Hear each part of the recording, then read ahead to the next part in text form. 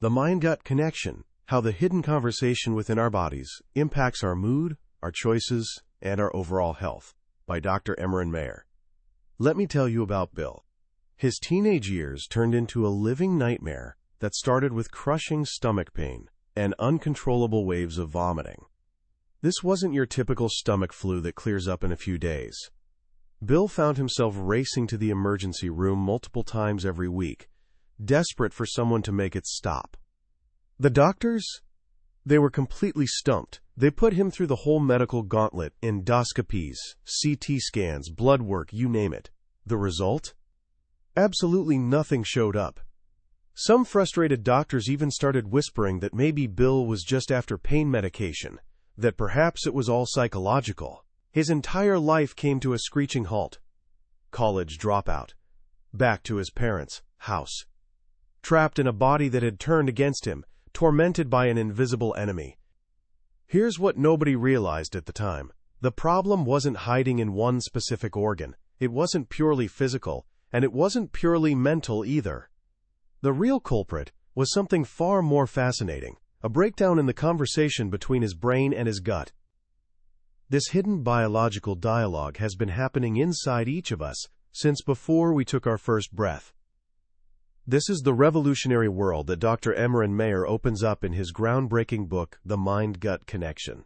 Dr. Mayer has spent over 40 years diving deep into the intricate relationship between our brain and digestive system, and he's not your typical doctor. He's been at the forefront of discovering why our old-school approach to medicine, treating the body like a fancy car with replaceable parts, is fundamentally flawed. It's exactly why we're drowning in chronic diseases like obesity, depression, and autoimmune disorders. The real story, he reveals, is way more captivating. We're not machines at all. We're intelligent, interconnected ecosystems. At the center of everything is this powerful, two-way communication highway between your mind and your gut.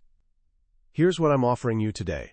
By the time we're done, you'll understand this hidden conversation in a whole new way. You'll see why scientists call the gut our second brain, and how it shapes your mood, influences your choices, and impacts your health in ways that will genuinely surprise you. You'll discover that when people talk about gut feelings, they're not speaking metaphorically, it's real biology in action. Most importantly, you'll learn how to become the master gardener of your own internal ecosystem, making simple, practical choices that can restore and optimize this vital connection, putting you on the path to genuine wellness and vibrant health.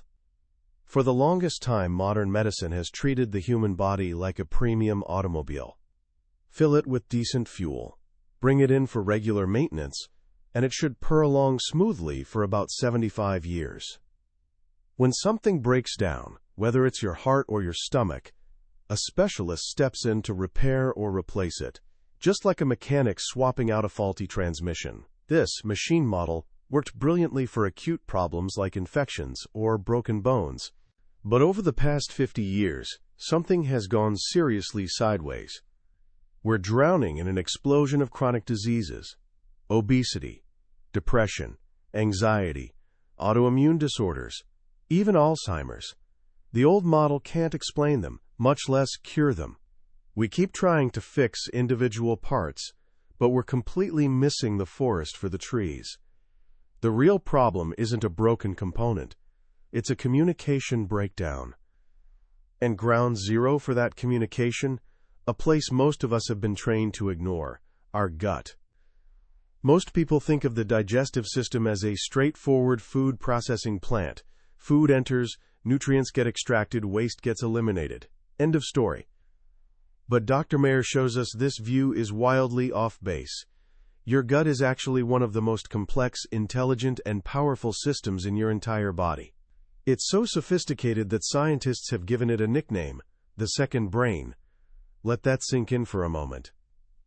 Wrapped around your intestines is a network containing 50 to 100 million nerve cells, called the enteric nervous system. That's roughly the same number of neurons in your entire spinal cord. This little brain is smart enough to manage the entire complicated process of digestion independently, without any input from the brain in your skull. Your gut also houses the largest portion of your immune system, more immune cells live in your gut wall than circulate in your bloodstream or hang out in your bone marrow. And here's another shocker. It's the largest hormone-producing organ in your body.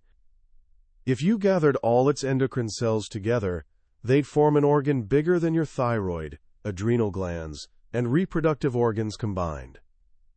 But perhaps the most startling discovery is this: your gut is your body's main serotonin warehouse. You know serotonin, that famous feel-good chemical that regulates mood, sleep, and overall well-being. A mind-blowing 95% of your body's serotonin isn't stored in your brain at all. It's tucked away in specialized cells within your gut. Why would a supposedly simple digestive tube need this incredible arsenal of nerve cells, immune cells, and mood-regulating chemicals? Because digestion is just the tip of the iceberg. The gut's real job is information gathering. It's a massive sensory organ, with a surface area the size of a basketball court, packed with thousands of tiny sensors, constantly analyzing everything you consume. And this information doesn't stay local. It shoots straight to your brain, creating a constant, two-way conversation. Let's start with the top-down conversation, from your brain to your gut. Have you ever experienced butterflies in your stomach before giving a big presentation? Or felt something truly gut-wrenching? These aren't just colorful expressions. They're descriptions of actual biological events. Your gut, Dr. Mayer explains, is essentially a theater where your emotions perform. Every single emotion you experience in your brain, anger, fear, sadness, joy, creates a mirror image reaction in your gut. Your brain sends distinct signal patterns to your digestive system, causing specific reactions for each emotion. When anger flares up, your stomach launches into vigorous contractions and cranks up acid production. When depression settles in, your intestines practically grind to a halt. This connection is so powerful and primal that we can trace it back through famous medical cases. Back in the 1820s, an army surgeon named William Beaumont treated a fur trapper named Alexis St. Martin, who'd been accidentally shot, leaving a permanent opening in his stomach that connected directly to the outside of his body. This gave Beaumont an unprecedented window into human digestion. He noticed that whenever St. Martin got angry or irritable, the man's digestion slowed dramatically. It was the first scientific proof that emotions directly influence stomach activity. This is exactly what was happening to Bill, the young man trapped in that vomiting cycle. His problem wasn't a stomach disease. It was a disorder of the brain-gut axis. His brain had an overactive stress response system. A master switch chemical in the brain called corticotropin-releasing factor, or CRF, was flooding his system. Think of CRF as a false fire alarm, constantly telling his body it was in emergency mode. It made him feel anxious, but it also sent chaotic signals cascading down to his gut, causing his stomach to slow down, reverse its contractions, and violently expel its contents upward. Once Dr. Mayer figured this out, the solution became clear. Don't treat Bill's stomach. Calm the hyperactive stress circuits in his brain. With the right approach, Bill's attacks stopped, and he finally got his life back. Bill's story is extreme, but it reveals something fundamental about all of us. Our mental state directly impacts our gut health. The brain is the director, and the gut is the stage. But this is only half the story. The really revolutionary discovery is that the gut talks back to the brain. And here's the kicker: it does most of the talking. The vagus nerve is the information superhighway connecting brain and gut. For decades, we assumed it was mostly a top-down command line. But here's what we now know. A stunning 90% of the nerve fibers in the vagus nerve carry information from the gut to the brain. Only 10% flow the other direction. Stop and think about what that means.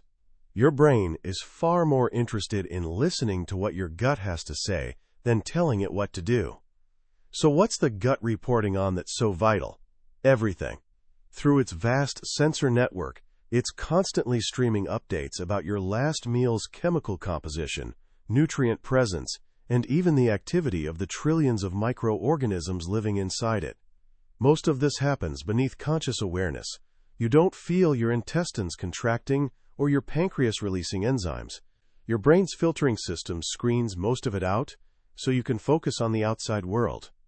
But some signals do bubble up into consciousness. We call them gut feelings. And these feelings, far from being mystical or imaginary, are your brain's interpretation of raw data streaming up from your gut. This is where a gut sensation transforms into an emotional feeling. These signals travel to a special brain region called the insular cortex, a hidden island deep in our gray matter that serves as the central hub for integrating all internal body signals. Here, the brain constructs the subjective experience of how we feel, well, nauseated, hungry, or simply off. Over a lifetime, our brain builds a massive library of these gut feelings, associating certain bodily states with positive or negative outcomes. The famous neuroscientist Antonio Damasio called these somatic markers, unconscious bodily memories that guide our decisions. When you meet someone new and get a bad vibe, or when you're facing a tough choice and have a strong gut feeling about which direction to take, your brain is performing a lightning-fast search of this emotional memory database. It's predicting how a certain choice will make your body feel, based on a lifetime of similar experiences. This is intuitive decision-making, not magic, biology. Your second brain informing your first. Now we arrive at the most incredible part of this story. There's a third party in this conversation, a player so massive and influential that it's forcing us to redefine what it even means to be human. I'm talking about the trillions of microorganisms living in your gut microbiota. Let's wrap our heads around the scale here. You have roughly 100 trillion microbes living in your gut. That's approximately the same number as all the human cells in your entire body. If you could somehow weigh all these microbes, they'd tip the scales at 2 to 6 pounds, similar to your brain's weight. But here's the truly mind-bending fact. For every single human gene in your body, there are up to 360 bacterial genes.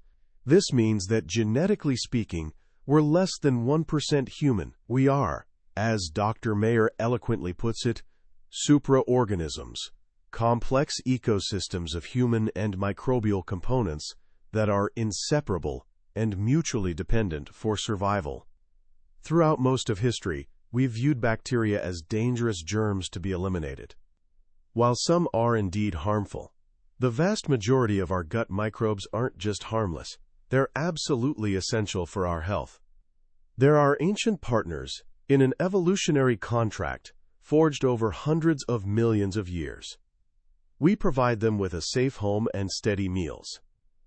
In return, they perform incredible services, helping us digest food components we can't handle alone, synthesizing essential vitamins, regulating our metabolism, and training our immune system. But the most revolutionary discovery of the last decade is this: these microbes aren't silent partners, they're active participants in the mind-gut conversation. They speak a sophisticated biochemical language that Dr. Mayer calls microbe speak. How can these tiny creatures possibly communicate with our brain? In several remarkable ways. First, some can produce neurotransmitters directly. Yes, the very same chemicals our brain uses to regulate mood. Certain beneficial bacteria strains, like lactobacilli and bifidobacteria, can produce GABA, the brain's primary calming neurotransmitter. It's the same molecule targeted by anti-anxiety medications like Valium and Xanax. Essentially, our gut microbes could function as our personal anti-anxiety pharmacy. Second, they communicate through our immune system. The microbes lining our gut engage in constant dialogue with immune cells just beneath the surface. When the ecosystem is balanced, microbes send, all is well, signals. But when the wrong microbes take over, or our diet is poor, they can trigger inflammatory responses. This inflammation doesn't stay confined to the gut. Inflammatory molecules called cytokines can travel through the bloodstream or up the vagus nerve to the brain, where they can cause fatigue, pain sensitivity, and even depression. This low-grade, chronic inflammation, originating in the gut, is now considered a key link between modern diets and many serious brain diseases. Third, and perhaps most importantly, microbes communicate through molecules they produce from our food. When you eat, you're not just feeding yourself. You're feeding trillions of microbes in your gut. They feast on digestion leftovers, particularly plant fiber that our bodies can't break down. In the process, they transform this food into hundreds of thousands of different molecules called metabolites. Many metabolites are neuroactive, meaning they can interact with our nervous system. They can stimulate serotonin-producing cells in the gut, signal the brain via the vagus nerve, or travel through the bloodstream to influence mood, sleep, and overall well-being. This entire complex communication system, brain, gut, and microbiome, isn't hardwired at birth. It's programmed during the most critical window of our lives, from the womb until about age 3. Our earliest life experiences leave lasting traces on this axis. We now know that pregnancy stress can alter the mother's vaginal microbiome, which influences the first microbes that seed the baby's gut during birth. This is one reason why babies born via C-section, who miss this crucial microbial inoculation, start life with different microbes and face higher risks for certain health issues later. Then comes the most important early food, breast milk. Human breast milk is an evolutionary miracle. It contains special complex sugars called human milk oligosaccharides, or HMOs. These sugars are indigestible by the baby, so they're not for the baby's nutrition. They're prebiotics, designed specifically to feed and cultivate healthy communities of beneficial bacteria, particularly bifidobacteria, in the infant's gut. This early programming sets the foundation for lifelong health. Just as crucial is our early emotional environment. Dr. Mayer shares Jennifer's story, a woman who suffered lifelong anxiety, depression, and severe IBS. When he asked about her childhood, a story of intense stress emerged. A family health crisis while she was in the womb, followed by years of parental fighting and a bitter divorce. This kind of adverse childhood experience doesn't just create painful memories. It biologically rewires the developing brain-gut axis. Animal studies show that pups of stressed, neglectful mothers grow up with hyper-responsive stress systems. They produce more of the stress molecule, CRF, their guts are more sensitive, and they're more prone to anxiety and depression-like behaviors. This happens through epigenetics, where life experiences attach chemical tags to our DNA, changing how genes are expressed without altering the genes themselves. These early experiences program us for life, making us more vulnerable to stress-sensitive disorders like IBS.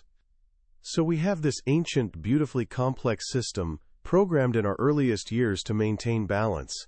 But what happens when this system collides with the modern world? The result is catastrophic, and the primary culprit is the modern North American diet. For hundreds of thousands of years, our gut and microbes co-evolved with a diet rich in plant variety, with small amounts of lean meat.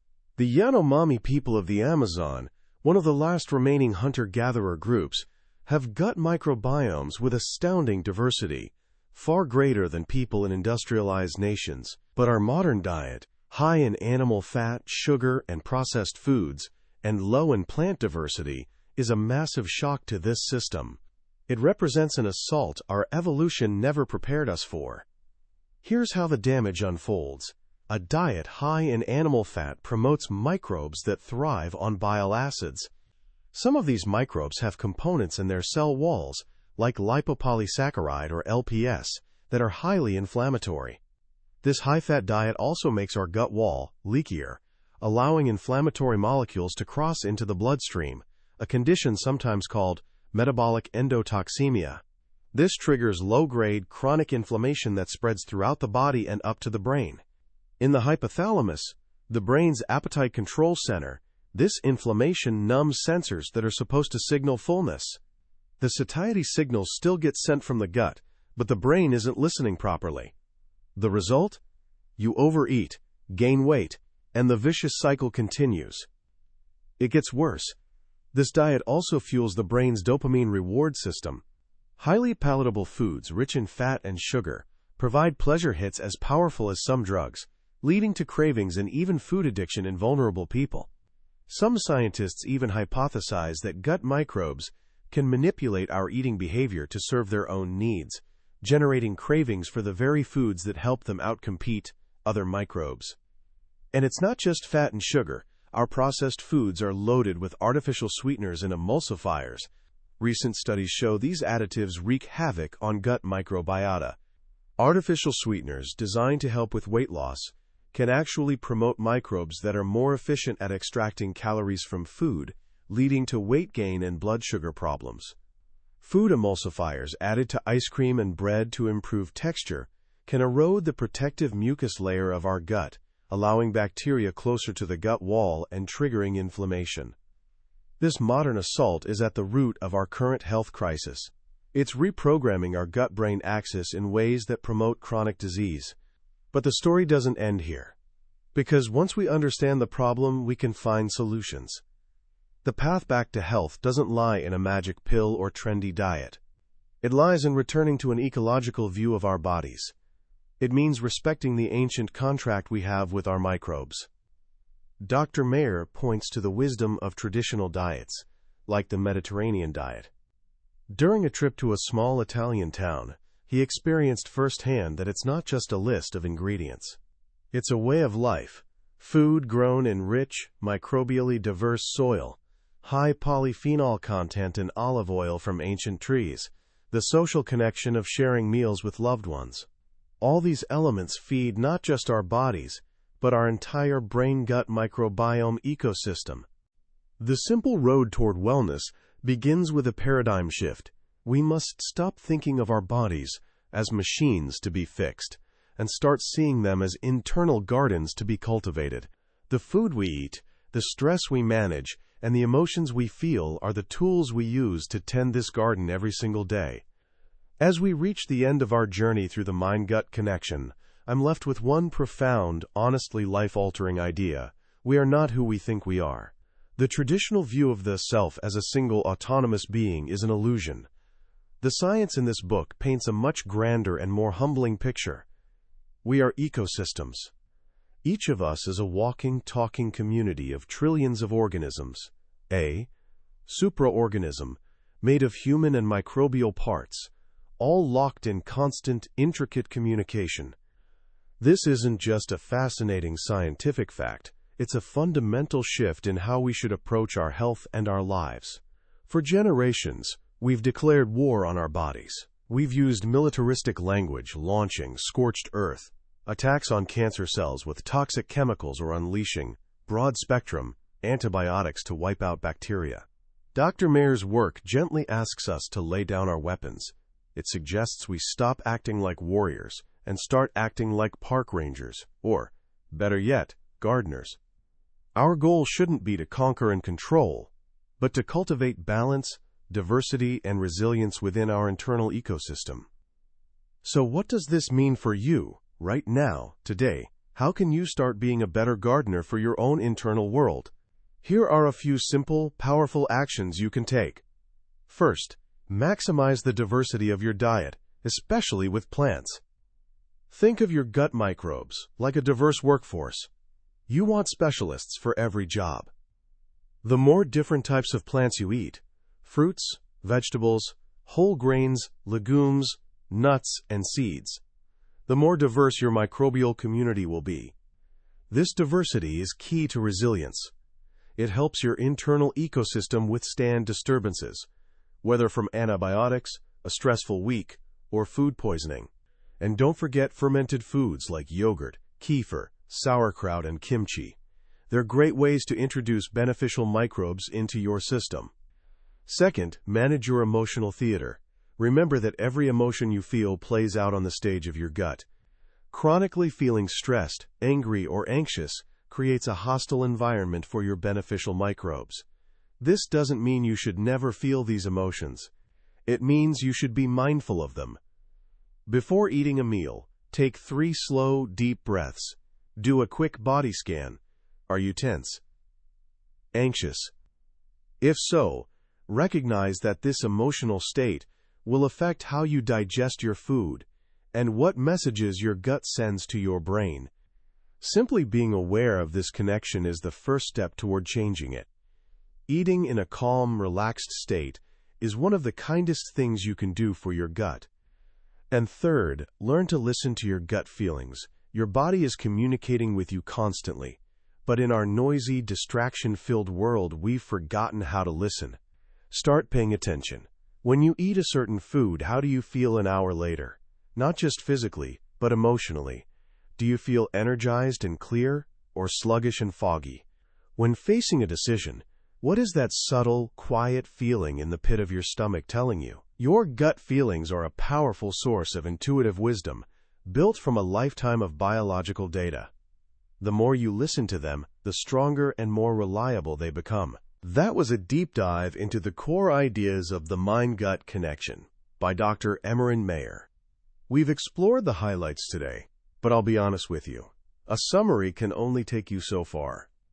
The real magic happens when you hold the book in your hands and let the ideas sink in at your own pace.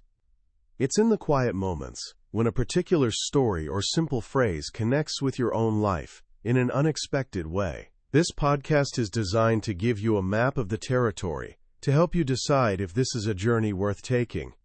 If anything we've discussed today has resonated with you, I genuinely encourage you to grab a copy. Reading it isn't just about learning information. It's an experience that can genuinely change the way you see yourself, your health, and your place in the world. The link to the book is in the description below.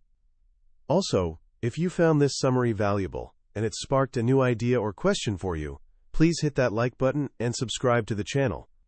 That way, you won't miss our next journey into another life-changing book from the billionaire's bookshelf. Let's keep learning and growing together.